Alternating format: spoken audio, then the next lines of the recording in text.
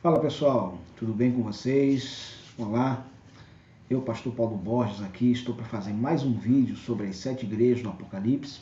Estamos aí na primeira igreja falando sobre Éfeso e o nosso ponto hoje sobre Éfeso, mais um ponto, é sobre o labor, lá que Apocalipse 2 ele declara. E hoje a gente vai ver um pouco sobre isso. Qual é o labor? Qual era a missão realmente dos cristãos de Éfeso naquela região que tanto precisava, viver a palavra de Deus? Vamos lá? Deixa eu passar aqui o slide para vocês. Diz assim: porque para isto trabalhamos e somos injuriados, e diz: pois esperamos no Deus vivo, que é o Salvador de todos os homens, principalmente dos fiéis. Nós podemos entender que no texto sagrado, 1 Timóteo, diz que porque para isso trabalhamos e somos injuriados.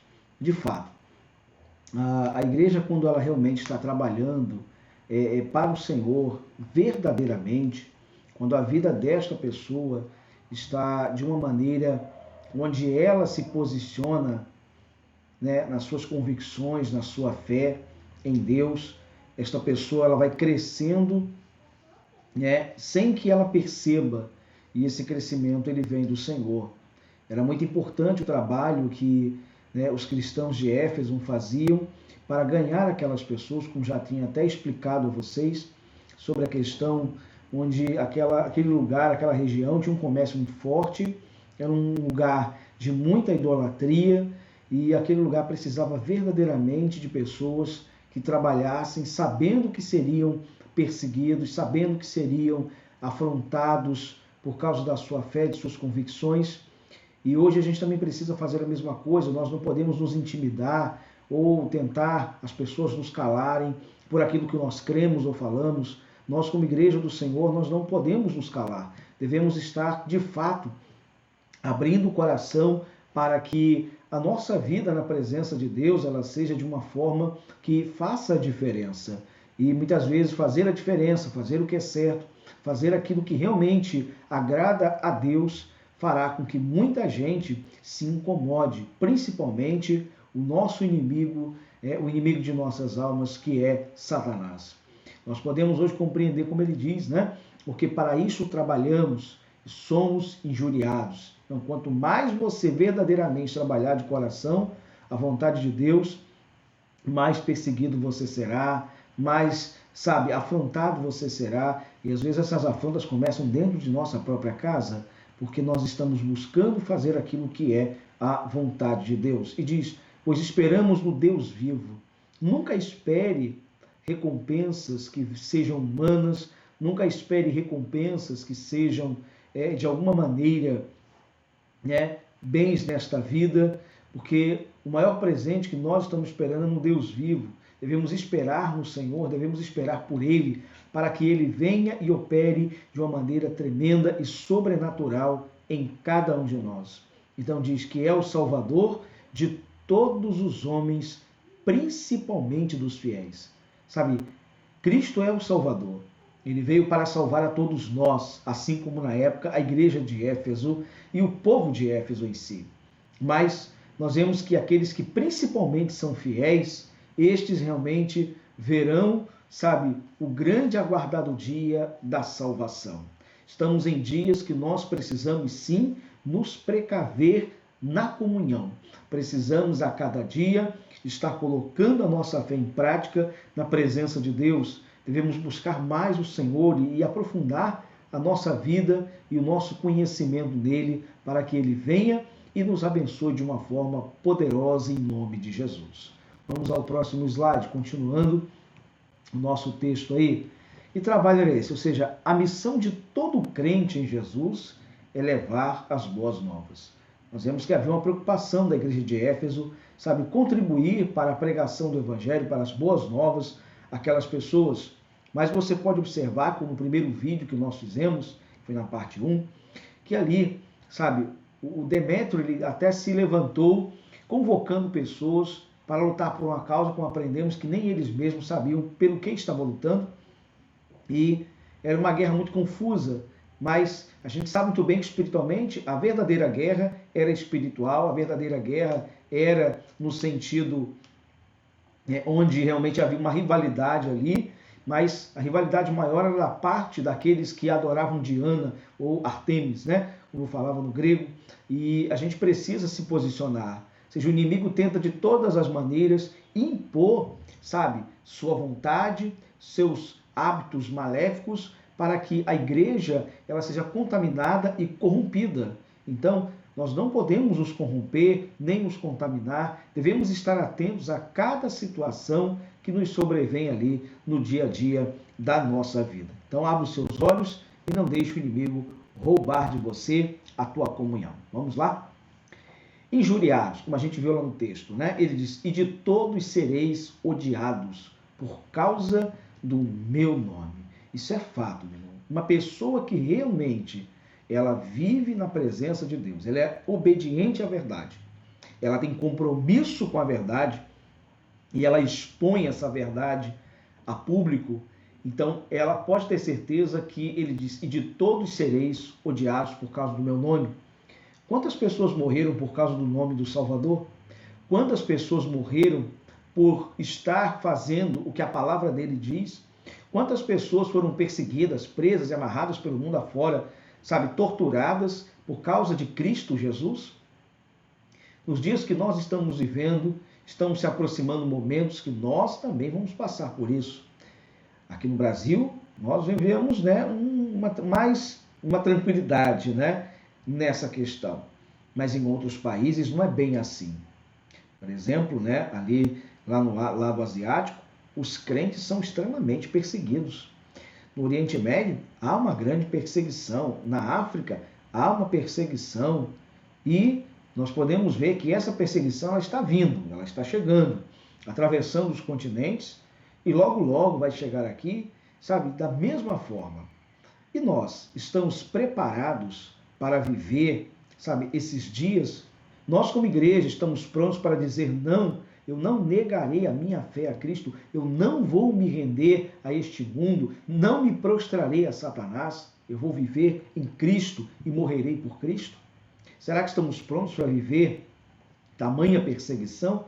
Porque seremos perseguidos, irmão. Seremos injuriados, seremos provocados ao ponto de que o inimigo tenha, né, maneiras de fazer com que a igreja ela não faça, sabe, o seu trabalho. O nosso trabalho tem que continuar. O evangelho tem que continuar sendo anunciado. As pessoas têm que ouvir a verdade. Ainda que muitas vezes elas não queiram, nós precisamos levar adiante essa verdade. E de todos sereis odiados por causa do meu nome. Continuando. E ele diz, por que seremos odiados? Né? Essa é uma pergunta para você. Por que você acha que, sabe, nós seremos odiados? Vamos lá? Ele diz assim, João 15, 21. Mas tudo isso vos farão por causa do meu nome. Esse é o grande motivo. E por que por causa do nome? Porque o nome está associado à pessoa. E a pessoa, ela tem seus fundamentos. Ou seja, o nome do Senhor, o nome de Cristo, o nome do nosso Deus, ele é a pura verdade. Mas o mundo vive um grande engano. E nós entendemos que quem quer viver no engano não quer viver na verdade. Quem anda nas trevas não quer viver na luz. Quem anda na luz não vai buscar as trevas. São dois opostos muito grandes. E por causa disso, por causa do nome, essas pessoas vão querer te perseguir, elas vão querer te afrontar, elas vão querer caçar você de todas as formas possíveis, até que você seja prejudicado. Nós vemos que Daniel era um homem exemplar e excelente na presença de Deus. Daniel buscava o Senhor, orava 3 vezes ao dia, se consagrava, jejuava, era um homem temente, responsável, não arrumava tumulto, confusão com ninguém, mas veja, ele foi perseguido, justamente por causa do Senhor. E foi por causa do nome do Senhor que Daniel, ele foi lançado à cova dos leões. Os inimigos dele disseram, olha, não tem nada, o cara não peca, o cara não tem amante, o cara não bebe, o cara não tem dívidas. Vasculharam a vida de Daniel e eles disseram, mas só tem uma coisa que Daniel faz. Ele só busca o Deus dele todos os dias, 3 vezes ao dia. Esse homem abre a janela no sentido de Jerusalém e ora ao seu Deus. E aí eles pensaram, então vamos criar uma lei que faça com que Daniel ele tenha que se prostrar aos nossos deuses e ao rei, fazendo assim com que quem quer que prostre-se a outro Deus ou qualquer outra religião, qualquer outra fé, seja esse lançado à cova dos leões. Olha a sujeira que o inimigo faz. Será que vai ser diferente nos dias de hoje, meu irmão? Claro que não. Vão arrumar pretextos, leis, sabe? Regras, decretos, para quê? Para nos calar. Para que a igreja não se manifeste da maneira que traz a verdade que liberta. Porque o inimigo quer que a verdade ela seja amordaçada, que ela não seja liberada. Porque sabe que quando a verdade de Cristo é liberada, essa verdade ela muda as pessoas. Ela arranca as correntes. Jesus tira as pessoas dessas prisões espirituais e traz elas a verdadeira comunhão que lhe traz salvação. Então olha essa preocupação de Éfeso. Éfeso tinha uma busca, mas essa busca pagava um preço, a perseguição. Por isso tamanha confusão naqueles dias lá, né? Vamos lá, continuando. E diz o texto, aliás, vamos voltar aqui um ponto aqui que diz, né? Porque não conhecem aquele que me enviou. Você pode ter certeza, né? A única pessoa que vai lhe perseguir é aquela que não conhece a Deus de verdade. Ah, pastor, mas fulano vai na igreja, fulano, né, tem fé, acredita, né, tem uma Bíblia em casa, né? A pessoa tem uma fé, pastor. Claro que essa pessoa acredita, né, em Deus. Claro que essa pessoa está envolvida com o Senhor. Mas a gente percebe uma coisa muito importante. Deixa eu só conectar aqui um negocinho. A bateria está acabando. E o que a gente percebe? São justamente essas pessoas que não entenderam o seu relacionamento com Deus, que não se envolveram verdadeiramente com o Senhor, são elas que vão, de alguma maneira, entrar por um caminho que não vai ser bom. Um caminho que vai ser um problema e que vai prejudicá-las. Então ele diz, né? Mas tudo isso, agora ele diz, né? Vos farão por causa do meu nome, porque não conhecem aquele que me enviou. Vamos continuar. E ele diz, e odiado de todos sereis, por causa do meu nome. Mateus também afirma a mesma coisa. Vimos em Lucas, vimos em João, o Evangelho, e agora em Mateus. E odiados de todos sereis por causa do meu nome, mas aquele que perseverar até o fim, ele diz, esse será salvo. A igreja de Éfeso tinha isso como meta e tinha que buscar isso com todo o coração, nunca se render, se contaminar, se dobrar ao pecado, à tentação. Ou seja, a igreja de Éfeso ela tinha essa preocupação, ela lutava e muitas vezes as lutas não eram tão fáceis assim. Como lembrou vocês, o caso lá, onde Demétrio ele junta as pessoas numa área que era usada para grandes eventos, lá em Éfeso, sabe? As pessoas entraram, sabe, numa confusão que só. E alguns dos irmãos em Cristo lá de Éfeso estavam lá no meio para defender o Evangelho, mas a gente tem que entender uma coisa, Deus, ele não precisa ser defendido por ninguém. Deus, ele por si só se defende. Então, os irmãos de Éfeso não precisavam, de nenhuma maneira, entrar naquela confusão toda. Mas a confusão veio até eles. Eles já estavam glorificando a Deus. Eles já estavam exaltando o Senhor. E a confusão veio até eles justamente pelo motivo de que, anunciando a verdade, a libertação da idolatria, de tudo aquilo que aquela região produzia de mal, precisava de mudança. E ali estavam os servos de Deus para viver aquela nova história. Vamos lá. Esperança. Nós temos que ter esperança? Sim. Já estou crucificado com Cristo e vivo, não mais eu, mas Cristo vive em mim. E a vida que agora vivo na carne, vivo-a pela fé do Filho de Deus, o qual me amou e se entregou a si mesmo por mim. Gálatas 2, versículo 20. Vemos então aí essa realidade. Quando nós estamos realmente envolvidos com Deus, nós temos certeza e convicção de que a minha vida velha já está morta, não está mais, sabe, atrelada a mim. Mas, como disse Paulo, né? E vivo não mais eu, mas Cristo vive em mim. Cristo é que tem que viver em nosso coração. Cristo é que tem que estar conosco. Cristo é aquele que sempre vai fazer com que a nossa vida seja valorizada pela fé. E ele disse, né? E a vida que agora vivo na carne, ou seja, no dia a dia comum, a minha vida comum agora, ele diz, vivo-a pela fé do Filho de Deus. A vida que hoje você leva, a vida que hoje você conduz no dia a dia da tua vida, a vida hoje é viver pela fé, viver na esperança de que algo maior está nos aguardando. E de fato, você deve crer nisso, porque isso é verdade. E essa esperança é um dia de estar morando com o Senhor, um dia estar para toda a eternidade com Jesus Cristo. E ele diz, o qual me amou e se entregou a si mesmo por mim. Devemos fazer a mesma coisa.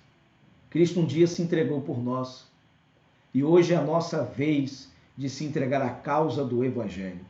Ainda que sejamos perseguidos, injuriados, provocados, tentados, mas em nenhum momento nós devemos nos dobrar à vontade deste mundo. Faça a vontade de Deus. Faça o que Deus está lhe pedindo. E Ele é salvador do quê? Dos fiéis. Deus é fiel. Sim, sempre. Maravilhoso. Deus é grande para te ajudar e te abençoar em todo o tempo. Ser fiel até a morte e dar-te-ei a coroa da vida. Apocalipse 2:10. Nós temos que ser fiéis a Deus, sim. Mas não é ser fiel nos dias fáceis, nos dias bons, nos dias maravilhosos, nos dias de conquista. Quando ele fala de ser fiel até a morte é porque há um preço. E muitas vezes, ser fiel pode nos levar realmente à morte. Ser fiel a Cristo pode nos levar a grandes perdas. Mas nós não devemos estar preocupados com o que vamos perder nesta vida. Devemos estar preocupados com o que vamos conquistar no céu com Cristo. E Cristo estará nos aguardando. Eu me recordo de Estevão, né? Que quando ali ele, fez um grande discurso sobre a palavra de Deus, anunciando verdades impressionantes. Que mensagem aquele homem deu antes da sua morte. Estevão, eu digo a você que ele foi um infiel até a morte. Ele não abriu mão da fé. E a Bíblia diz que quando ele olha para os céus, antes da sua morte, sendo apedrejado, ele vê o céu aberto e ele vê o Mestre e os anjos o aguardando naquele momento de esperança que o conduziu, levando, o conduziu àquele momento tão especial que era ser salvo naquele instante em que ele pagava um preço pela sua fidelidade com a morte. E ele disse, e dar-te-ei a coroa da vida. Estevão poderia estar morrendo naquele momento fisicamente, mas ele estava herdando para a vida dele, naquela hora também, a coroa da vida. Não a vida comum, a vida eterna. Conserve a vida eterna na tua vida e no teu coração. Não deixe o inimigo roubar essa verdade de você, não deixe o inimigo roubar essa fé de você. Conserva a tua salvação todos os dias, em nome de Jesus. Amém? O nosso próximo assunto será sobre a perseverança. Você é uma pessoa perseverante? Persevere, lute, seja fiel a Deus, pois Deus está contigo, em nome do Senhor Jesus Cristo. Glória a Deus, vou ficando por aqui. Até o nosso próximo vídeo, pois o objetivo desses vídeos é crescer espiritualmente. O objetivo de olhar detalhes sobre as 7 igrejas, as 7 cartas, com o objetivo de preparar a nossa vida para subir, preparar a nossa vida para o arrebatamento, para a volta do nosso Rei Jesus Cristo, o Messias, o nosso Salvador. Que Deus abençoe vocês. Fico por aqui. O pastor Paulo Borges. No próximo vídeo, nós nos encontramos aqui outra vez. Que Deus abençoe vocês. Fiquem na paz. Tchau, tchau.